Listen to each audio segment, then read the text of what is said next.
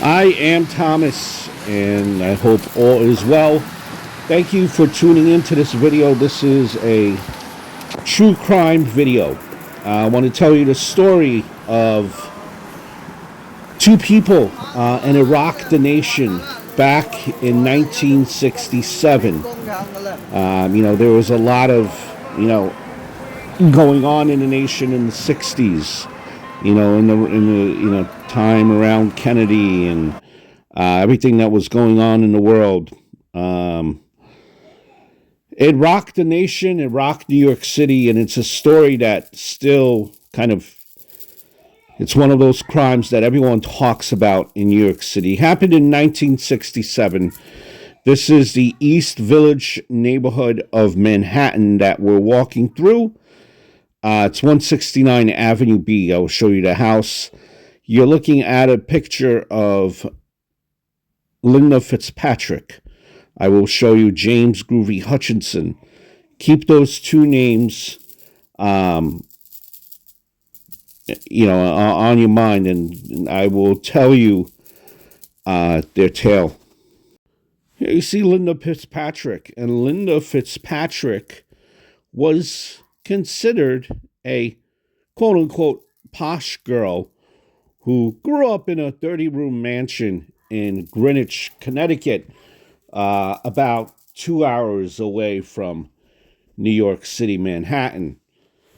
And her friend, James Hutchinson, he was considered a drifter, a hippie, a occasional drug dealer who hung around Tompkins Square Park. As I'm walking through the East Village, we're going to the house.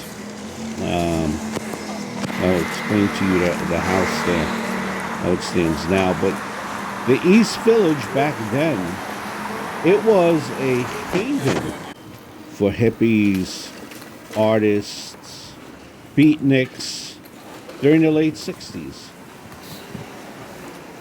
As gentrification had priced many of them out of the surrounding areas. It was also an alluring destination for runaways and those seeking to kind of escape the mundane suburban lifestyle back then. This is, New York City excitement, the city that never sleeps. And a lot of people were attracted to this, Manhattan, the East Village, back then, as I could probably tell you, as even now, a lot of people are still attracted. And even after, when COVID happened, a lot of people moved out from the city, but just as many, I think, have moved back into the city or have come from other parts of the world just to live in New York City. This is the prior mentioned James Hutchinson. So you already had seen a picture of James Hutchinson, and you're seeing a picture of Linda Fitzpatrick. So Linda Fitzpatrick, had began making regular trips to the East Village during the quote-unquote summer of love in 1967. And at that time, thousands of young adults and teenagers were streaming into the neighborhood to hang around Tompkins Square Park, which is nearby.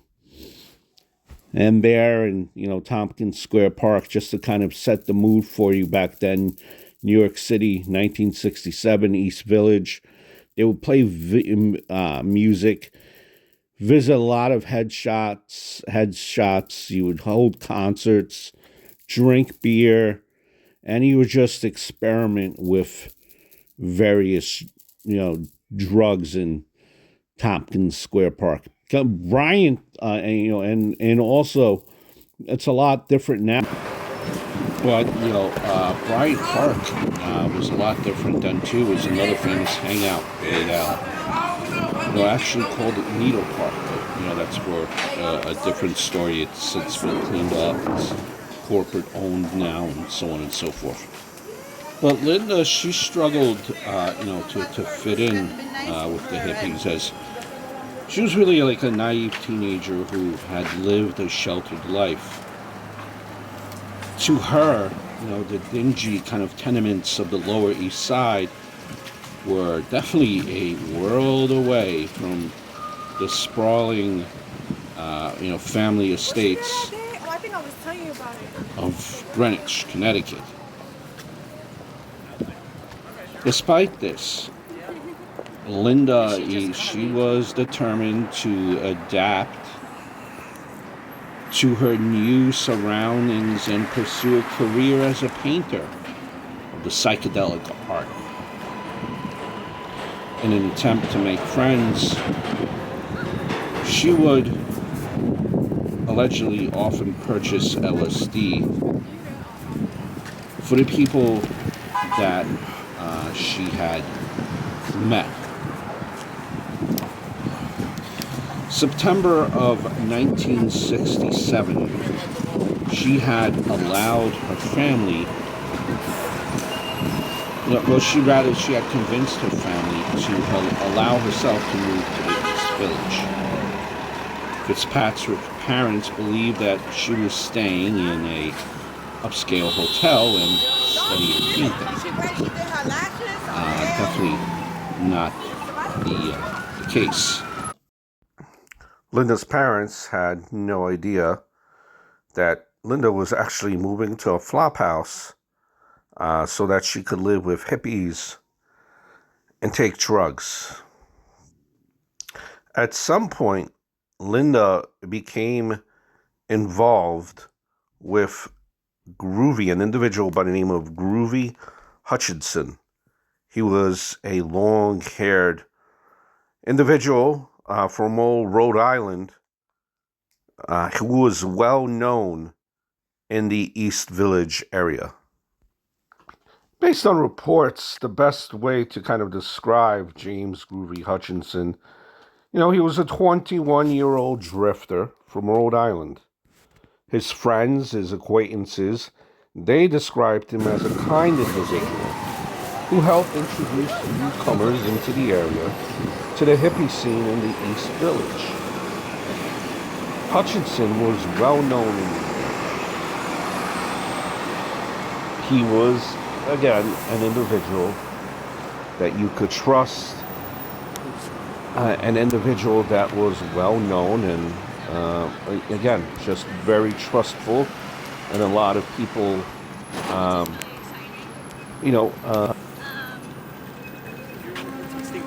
No, I'm not going. Okay. It's only the two moms. Yeah, that's the same as mine. Yeah. So now that you have an idea of the scene and the two individuals, Linda and James Groovy, I want to take you back on the night of October 7th, 1967. Hutchinson and Fitzpatrick were trying to purchase drugs in Tompkins Square Park when they came across an individual in a quarter by the mile, name take a right on Avenue of Thomas Dennis. Thomas Dennis led them to a cellar. The cellar had the address. It was on Avenue B, 169 Avenue B. And I will take you there as we're walking here. Now, that house, that address, had a reputation for drug dealing.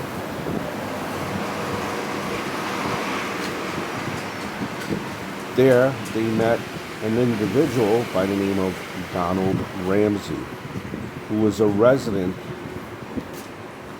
of the building, as well as some of Ramsey's other customers. And as you look in the picture, there you see a picture of both Donald Take a right on Ramsey Avenue B. and Thomas Dennis.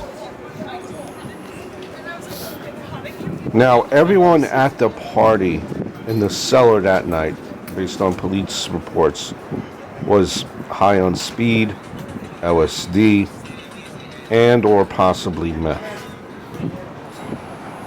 You mix that in with a combination of drinking alcohol.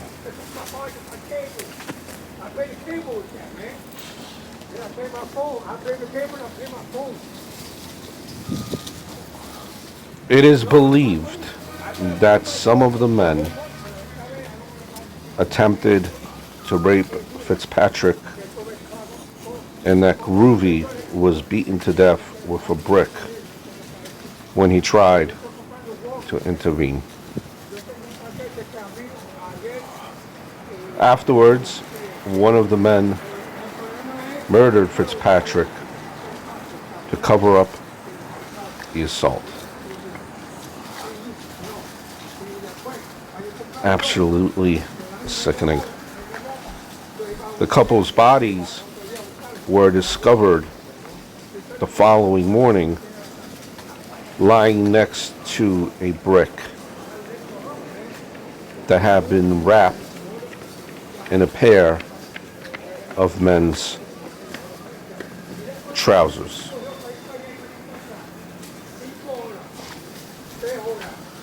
The trust, the circle, the summer of 67, a small community, everyone is trusting everyone, as odd as that may sound. But that's how it was. Everyone there was, back in those days, free love, very trusting, just trying to figure out who they are, trying to be individuals and trying to, go down a different path and kind of, just discover who they are. They're tired of their parents nagging them, do this, do that. They just, wanted to relax and just figure it all out on a slower path. That's where a lot of these individuals, these people went to New York City, East Village back then. The city that never sleeps. And this circle of trust was obviously broken. In late October of 1967, 3 men were arrested for the murders of Linda Fitzpatrick and James Hutchinson.